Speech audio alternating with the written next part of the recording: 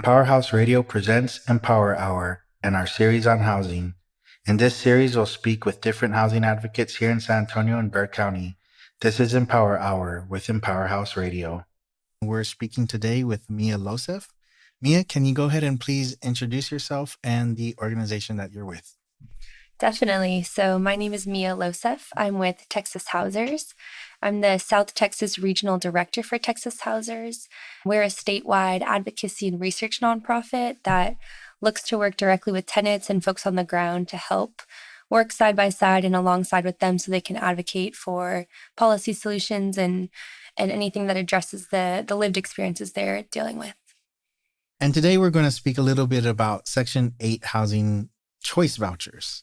So what is a Section 8 housing choice voucher program and how does it work? Definitely. So the Housing Choice Voucher Program is essentially a program that allows families with the lowest incomes to afford the cost of rental housing in the private market. So what that looks like is, the voucher itself is essentially a piece of paper that serves as money, right? The federal government is subsidizing and it serves to help pay your rent. So in the housing world, we often talk about affordability being, what is affordable to you? We don't want folks spending more than 30% of your income on housing. Often when that happens, that means you're making a compromise on, rent versus medical expenses or food or childcare, and that's not good. So the 30% cap with the voucher, basically the voucher can guarantee that a tenant will pay no more than 30% of the income. So it opens up more opportunities to housing all over the city. It's less limiting, and the voucher is kind of this seal of, hey, I'm going to ensure that you are only paying 30% of your income. The subsidy or the federal government input will cover the rest of the rent, and you're able to rent in the private market, which otherwise might be unaffordable and kind of inaccessible to these low-income families. The concern with some of these vouchers is obviously the location of where they're accepted. People obviously are like, great, I am getting a housing voucher that will help me with rent, but I also don't want to live in a bad neighborhood. But living in nicer neighborhoods obviously means that the rents are higher. It means that the people living in those neighborhoods have a higher income level.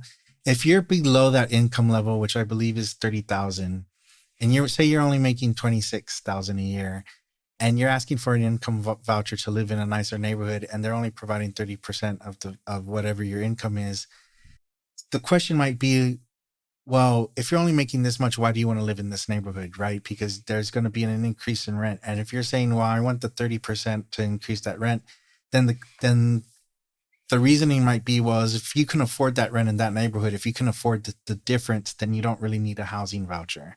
What are the options available to low-income tenants who don't necessarily want to live in certain neighborhoods, who might want to live in a neighborhood where there are higher property taxes and higher rents? Yeah, that's a great question. So I'll explain a little bit of background for the voucher itself. The Public Housing Authority receives the funding from HUD. And then the Public Housing Authority usually sets a cap. For San Antonio, they would say, we're not going to provide a voucher assistance to a certain dollar amount of rent. We can't cover it. If, a tenant wants to live in a luxury studio, $2,500 a month a unit, that's probably more than the cap. San Antonio does a really interesting thing called small area fair market rent. And it's something that the Public Housing Authority here has elected to do. And instead of taking the city as a whole and pulling an average rent as that being the cap of what the voucher will cover, there are 10 small areas, so to say, that cover surrounding kind of smaller neighborhoods and closer to zip code size, not that small, but around that. And each small area has its own cap. So that tries to combat some of the differences. As you know, in this city, we have pretty aggressive economic segregation. And so you can find a unit, south or west for maybe a fraction of what you could find in the north area of town. That's kind of exactly the purpose of the voucher program, to open up the opportunity and allow folks to rent all over. We do find in San Antonio, there's about 12,000 vouchers in use. It's about 6% of the population uses a voucher to rent. In a perfect world, that would mean that every district would have about 10% of the total amount of vouchers. So we'd want to see about 1,200 vouchers being used in each district. there is definitely a significant drop in the voucher usage for those northern districts. So Districts 9, District 10, District 8, those are the places where rent is higher and we see less vouchers. With the small area fair market rent, it shouldn't matter. The rent cap and the amount that the voucher can contribute to rent should offset the rent paid and the rent owed. And so there's potentially other factors at play there, but it's definitely an issue. And I think with the small area fair market rent, that tries to alleviate this pressure of, you know, making sure that an area of town that has higher rents is still accessible to those folks.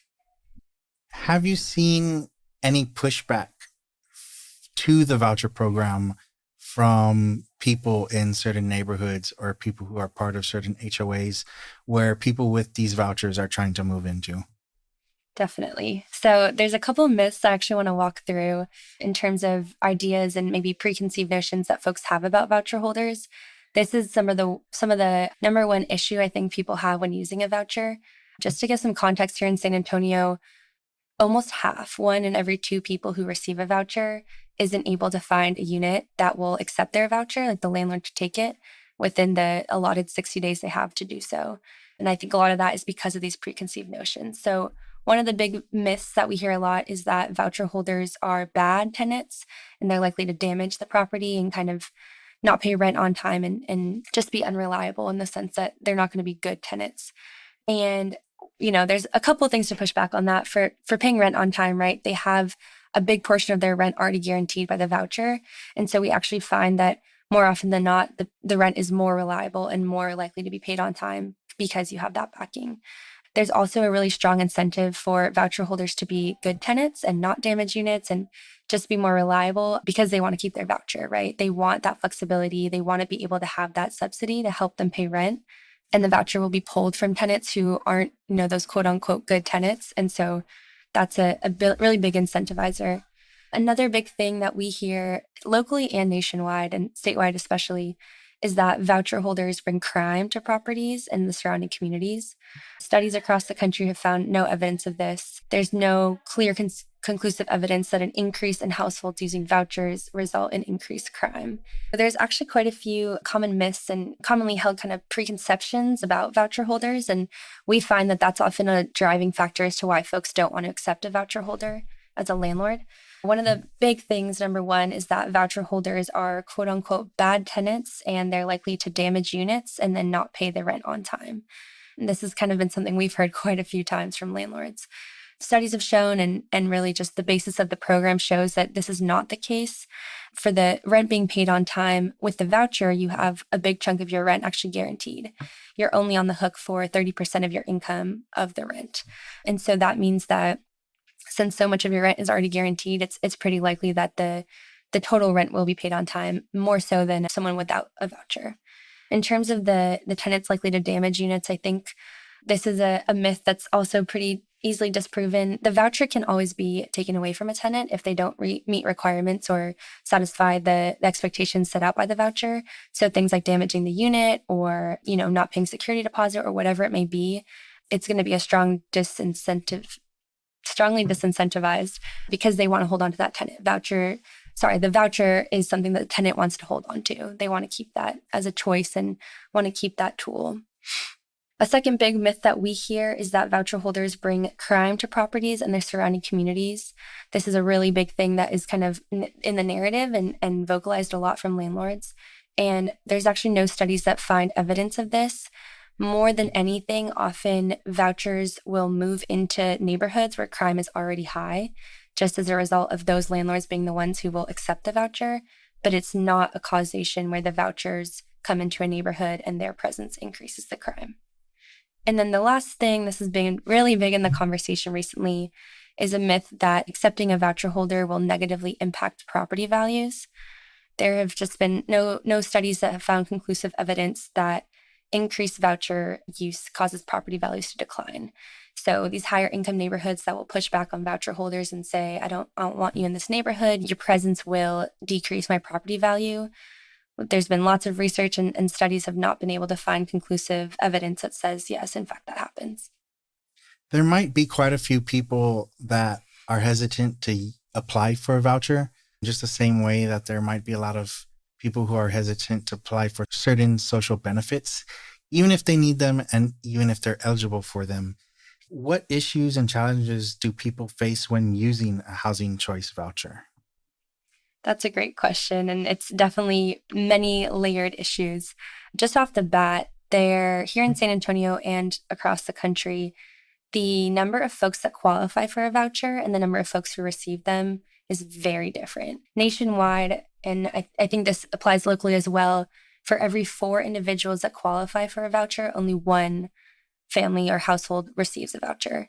To put some numbers to this in San Antonio, so the rule for vouchers is that to qualify, you can have to make under 50% of the area median income for the city in which it's being used. Doesn't make a ton of sense to use AMI levels, but in San Antonio, that means that a family of 4 would have to be making less than 41,000 annually. One person would need to make less than 29,000. So that is the baseline of how you qualify. That being said, almost 80% of vouchers in San Antonio go to families making less than 30% AMI. So that drops down to 25,000 a year for a family of 4 and about 17,000 for a single individual. So right off the bat, you have this gap where many, many more families and households qualify for a voucher than the amount available. San Antonio is currently using about 12,000 housing choice vouchers, and the wait list is at least a few years long. They don't always open it. It's not always even available to join, but it's a huge need. Once you do qualify and, you've gotten off the wait list, you have your housing choice voucher, you're able to go out and try and find a unit that's going to suit your needs best. Almost half, a little over half actually, of folks who have that voucher are unable to find a landlord who will take it. And that's a big, big issue because we're talking about you're on the waiting list, you're qualified, you sat through the waiting period and you got that voucher and you still can't find a place to live. And that's an issue. And I think that's something the city is working on. I think that's something that statewide we're trying to work on. A lot of it is a perception shift, but it's a big problem. And it kind of closes this door of opportunity that having a voucher should open, which is really unfortunate. So if these vouchers are available and only 1 in 4 people who are eligible for vouchers are actually receiving one, why is there such a long waiting list for these vouchers? That's a good question. I think a lot of times with the waiting list, what happens is that once you're given a voucher, you have 60 days to use it. And so each household that gets off the waiting list has to go through this period of almost 2 months trying to use the voucher, maybe succeeding, maybe not, possibly applying for an extension. Each household that comes off goes through a pretty lengthy process before determining yes or no on the usage. I think the baseline answer to that question is there's just not enough landlords who will accept vouchers reliably in this city. Often we've heard from folks using a voucher from the San Antonio Housing Authority that they have this voucher and they want to use it, but there's just no homes in San Antonio city limits. So they have to go outside to Bexar County or a surrounding area to try and use the voucher, which is tough because the whole intention of the program is to equip the household with a choice and say, you as your family, you as your household know best where you want to be, where you want to live next to your church or your grandparents or your school. And it's supposed to open opportunities. But I think we just have such a low amount of kind of supply demand here, right? Like not enough landlords willing to accept a voucher, already a limited supply. But with the amount that are given, we still find issues finding a place to go. And so the wait list remains long. The wait list is long because there's not enough funding for the vouchers themselves, but also because there's not enough folks in San Antonio who, as landlords, will take a tenant with a voucher. And so it's kind of a cycle that only gets worse and really relies on outside parties, those landlords, to be more receptive to vouchers. If a tenant's financial situation improves, say they start making enough money that they don't need a voucher anymore and then they can move to wherever they want. Does being on the voucher program negatively affect tenants in the future? Is that anywhere on their record? Do they have to worry about landlords looking at that and saying, hey, you're saying you have this new job, you're saying you can afford this new place, but I see that you were on a voucher for 2 years? Not at all. I think almost the opposite. I think because the voucher provides that stability that's so sought after and so needed, right? We talk about not overspending on your housing costs, and the voucher allows that to happen. There is nothing in the sense, like when you get evicted, that will follow you on your record. But I think what you described is really the goal of the program. We want folks, I say we, but the program wants folks to get to a place where they can save up, where they are able to put aside money for a rainy day or build on those lifetime savings or even savings for their kids. And the hope is that in creating stability in the housing realm and using that voucher, eventually they get to a place where they do price out, so to say, and they're making over 50% of their area median income, and they do have to give back that voucher, but they're able to find housing on the market and private or wherever they can find housing. So I think more than anything, there's no negative impact. It won't follow you. It's not as if a voucher is, this marker of, oh, you used a government subsidy. It's not like that. It's more so that the voucher intends to provide stability for the time in which you're using it. And once you're able to find housing without the voucher, that's a great thing. And I think that's kind of the goal for everyone eventually to get to. What policies have been attempted to address some of these issues? It's definitely been a difficult fight on the policy side around vouchers. I'll start locally. We recently, 2021, so a couple years ago, a coalition of housing justice advocates led by a nonprofit here called My City is My Home successfully lobbied and got council to pass a source of income discrimination law. So source of income discrimination law is essentially a fancy way of saying you can't say no to a tenant because they have a housing choice voucher. The source of income here is that the voucher comes from a federal subsidy. And so any kind of law that talks about source of income discrimination and prevents that is basically saying you can't tell a tenant no just because they're renting with a voucher.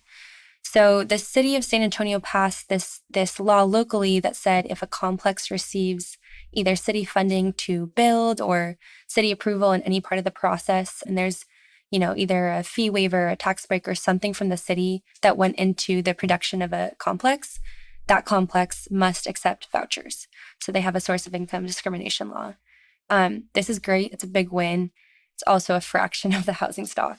There's so many complexes in San Antonio, and only a few have that law applied because a few have the city involvement in development. So a big thing that we've been able to accomplish here in San Antonio has been just a few years ago, actually in 2021, a coalition of housing justice advocates led by a nonprofit here called My City is My Home successfully organized and gathered and kind of lobbied city council to pass a source of income discrimination law. When we talk about source of income discrimination laws, right, we're talking about laws that prevent a landlord from telling a tenant, no, you can't rent here just because you have a housing choice voucher. So we're talking about the source of the income, right? And that's the subsidy from the federal government. So this is a great policy. It basically said that in San Antonio, you can't use the fact that the tenant wants to use the voucher to rent as a reason to say no. The one big caveat, though, is that it only applies to complexes that receive city funding or, a fee waiver or some kind of tax exemption in their development. So it's a great policy. It's always good to expand source of income discrimination laws, but at the grand scheme of things, looking at the whole housing stock and the rental stock in San Antonio, it's a tiny percentage of complexes that are covered by this. So I think we're limited a little bit in our purview as a city in terms of what we can regulate, in terms of what's our decision versus the state decision. There's a lot of conversations, and I think these might be kind of goals moving forward about certain carve-outs.